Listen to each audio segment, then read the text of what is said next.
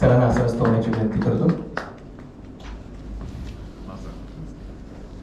सरांच्या शुभ हस्ते आपण आपल्याला जे सर्टिफिकेट द्यायचं आहे आजच्या या कोर्सच्या संदर्भातलं, तर आपण नक्कीच त्यांच्या हस्ते आपण लोककलेच्या संदर्भात काम करताना आयुष्यभर लोककलाची गाणी म्हणत म्हणत मोठे झालो.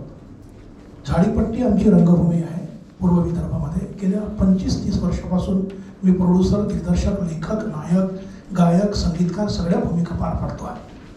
चित्रपटामध्ये येण्याची प्रत्येकाची इच्छा असते, पण चित्रपट बनतो कसा निर्माण केला जातो हे काही गणित आम्हाला माहीत नाही. खेड्यात तर अजिबात नाही. पण दामले सरांनी ज्या ज्या बारीक गोष्टी समजून सांगितल्या, इथे काही तज्ज्ञ पाहिलेत. इथले विद्यार्थी फार तज्ज्ञ आहेत, शहरातले आहेत, शिकून आलेले आहेत. इंग्रजीवर त्यांचा म्हणजे इंग्रजी त्यांची जमेची बाजू आहे. त्यातल्या त्यात पण इंग्रजीचं प्रशिक्षण, इंग्रजी आणि मराठी फार सुंदर दामले सर समजून सांगायचे. आणि म्हणून सोबत जी काही आम्हाला इंग्रजी तोंडपाठ असायची शब्दांची, ते आम्हाला समजून मी पुढे जात होतो. सर इतकं सुंदर हे आहे, जे दामले सरांसारखे प्रशिक्षक अजून तर मिळाले, MD सर आणि देशपांडे मॅडम, तर फार म्हणजे पुढे जाईल. म्हणजे विदर्भात, नागपुरात, पूर्व विदर्भात म्हणजे गडचिरोली, चंद्रपूरचा कुठे ती झाडीपट्टी रात्रभर गाणं म्हणणारी, नाटकात काम करणारी, आणि तिथे माणसांना माहीतच नाही की सिनेमा कसा बनतो. काम करणं तर अजून दूर. म्हणजे आमच्यासारख्या लोकांनी झाडीपट्टीच्या मातीतला एखादा सिनेमा बनवतो बा, ते टेंट आणावा, ते ट्रक कशी जाते किंवा कसं काय ते कलाकार काम करतात, रात्री 10 वाजता नमन कसा होतो, ते उद्घाटन कसं होतं, एवढं तरी करतो म्हटलं तरी झाडीपट्टीची फिल्म तयार होते. पण करण कसं, कॅमेऱ्याचं ज्ञान नाही, समजत नाही, भाषा नाही. आणि म्हणून माझ्यासारख्या नवख्या माणसाला, म्हणजे नवख्या म्हणजे मी शिक्षणातून पुढे आलो आहे. शिक्षणच हे आमच्यासाठी वाघिणीचं दूध आहे. भाषण करण्याचा आम्ही प्रयत्न करतो, पण हे चित्रपटाचं गणित नाही. म्हणजे मी डॉक्टर प्रकाश बाबा आमटेमध्ये एक रोल केला होता, तिकडे फिल्म बनली ना बांबरागडला. मी कलाकारांना नेऊन जायचा. इकडे जसे ते त्याला काय तुमच्याकडे शब्द आहे काय ते कास्टिंग डिरेक्टर सारखं. मी कास्टिंग डिरेक्टर नव्हतो, पण तिकडे प्रोड्युसर म्हणून 100-200 कलाकारांना तिकडे न्यायचा. मग मला नेता नेता त्यांनी तुम्ही रोल करू, नाना पाटेकरांच्या मित्रांचा रोल. तर रोल चांगला केला, पण तिथे रोल चांगला त्यांनी गाणंही दिलं, तिथं गाणं पण गायलं. मग गाणं तुम्ही त्याला म्युझिक पण करा, म्युझिक पण दिलं, पण ते भामरागडच्या जंगलात लपलं. ते पुढे काही इथं आलं नाही. त्याचा परिचय आपल्याला झाला असेल सर. गेली अनेक वर्ष महाराष्ट्रात ख्यातनामक गायक म्हणून ते अनेक मैफिली, शायरी जलसा यांच्या माध्यमातून महाराष्ट्राला हे नाव परिचित आहे. मनापासून धन्यवाद. आपण इथे आलात हीच खूप मोठी उपलब्धी आहे. मी अजून आपल्यापैकी इतर मंडळींना विनंती. Yes sir please. अरविंद आमगे, खूप मनापासून धन्यवाद देण्यासाठी फक्त मी आलो. साधारणपणे शाळेपासून कॉलेजमध्ये आपण एका वर्गात खूप वेळ बसणं, आणि ते सुद्धा माझ्या गणिताच्या सरांचं नाव दामले मास्तर होतं, त्यामुळे मी इतका घाबरायचो. पण इथे मात्र आम्ही इतकं एन्जॉय केलं, आणि प्रत्येक क्षण अक्षरशः आम्ही शिकत होतो. कधी कधी बारीकशी ढुलकीसुद्धा आली, पण ती आमची चूक होती, त्यांची नाही. आणि खूप मनापासून शिकवलं, आणि इतकं आम्हाला मिळालं आहे की ते प्रत्येक सगळं सांगणं एवढ्या थोड्या वेळात कठीण आहे.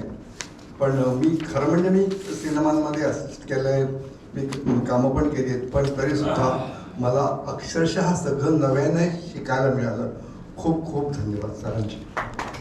आज जे सरांनी शिकवलं, मिलिंद दामले सरांनी, तर ते हसत खेळत इतका कठीण गुंतागुंतीचा कंटाळवाणा ॲक्टरला न आवडणारा असा जो विषय, हसत खेळत मजेत गप्पा मारत इतका सुंदर केला, इतका फुलवला, खूप सुंदर झाला. तर त्याच्याबद्दल माझे त्यांचे खूप खूप आभार. आणि त्यांनी आम्हाला ऑल द वे पुण्याहून येऊन एवढं 3 दिवस राहून आमच्या कटकटी सगळ्या सहन करत, त्रास सहन करत सगळं शिकवलं. खूप छान, खूप बरं वाटलं आणि खूप ज्ञान मिळालं, including acting, pre production, production. पण पोस्ट प्रोडक्शनचं जरा वाईट वाटते की जिथे प्रोड्युसर मरतो किंवा डायरेक्टर मरतो तिथे इलॅबोरेट झालं गेलं नाही असं वाटतं मला. की प्रसिद्धी कशी करायची, आता शेवटी तुम्ही ग्रुपमध्ये काहीतरी सांगतो, प्रसिद्धी कसं वितरण कसं करायचं, नंतर कसं थिएटर्स मिळवायची, रिलीज कसं करायचं, अनुदान कसं मिळवायचं. आणि आज मराठी थिएटर, मराठी पिक्चर जो पडत चालला आहे, त्याला कोणी ऑडियन्स नाहीत किंवा त्याला पैसे मिळत नाहीत, आणि हे सगळी म्हणजे डुबत चालली आहे थोडी थोडी मराठी चित्रपटसृष्टी. तर त्याच्याबद्दल अजून जरा खोलात मार्गदर्शन व्हायला पाहिजे होतं असं मला वाटतं. एनिवे आम्ही काही चुका केली असतील तर आम्हाला माफ करा. Thank you very much. धन्यवाद ताई स्वतः स्त्रीरोग तज्ज्ञ आहेत आणि गेली अनेक वर्ष त्या प्रॅक्टिस करतात. त्यांनी या कार्यशाळेला उपस्थित राहिला. 3 दिवसाचीच मर्यादा आहे. मला वाटतं सरांनी सांगितलं असेल आपल्याला. आपण जे म्हणालात वितरण, प्रसिद्धी आणि बाकीच्या अनुषंगाने जो विषय, तर नक्कीच आपण याच्या संदर्भातली विशेषतः कार्यशाळा देखील आपण आयोजित करणार आहोत. त्यामुळे या 3 दिवसाचा विषय हा विषय होता. आणि सरांनी ज्या पद्धतीने आम्हाला या नव्या तंत्रज्ञानाच्या अनुषंगाने काही गोष्टी सांगितल्या त्या खरोखरच नव्या होत्या. केवळ नव्याच नव्हत्या तर एकूण चित्रपट संहितेपासून, स्क्रिप्ट रायटिंग पासून प्रोडक्शन पर्यंत आपण कशा पद्धतीने वेगवेगळ्या टप्प्यातून काम करतो हे अवघ्या 3 दिवसात त्यांनी खूप सूत्रबद्ध पद्धतीने मांडल्या. माझी तशीच अपेक्षा आहे की जसं यांनी सांगितलं, चित्रपट करतो आपण, चित्रपट केल्यानंतर त्याचं वितरण, डिस्ट्रीब्युशन आणि तो लोकांपर्यंत पोहोचावा. सॅटेलाइट राईट मधून कुठून किती पैसे मिळतात, ऍक्च्युअल चित्रपट करायचा म्हणजे प्रत्येक जण आपल्या खिशातले पैसे टाकतो. माझ्यासारखा माणूस सुद्धा आज या वयामध्ये देखील चित्रपट करण्याच्या उर्मीने इथे आलाय. तर जर उर्वरित संपूर्ण आयुष्याची आपण पुंजी तिथे टाकली तर निदान ती बुडीत जाऊ नये, त्याच्यातून काहीतरी सॅटेलाइट कडून किती पैसे मिळतील, इतर चॅनल कडून किती पैसे मिळतील, या पद्धतीचं थोडंसं ज्ञान वितरण कसं अधिक पॉवरफुल करता येईल. त्याचबरोबर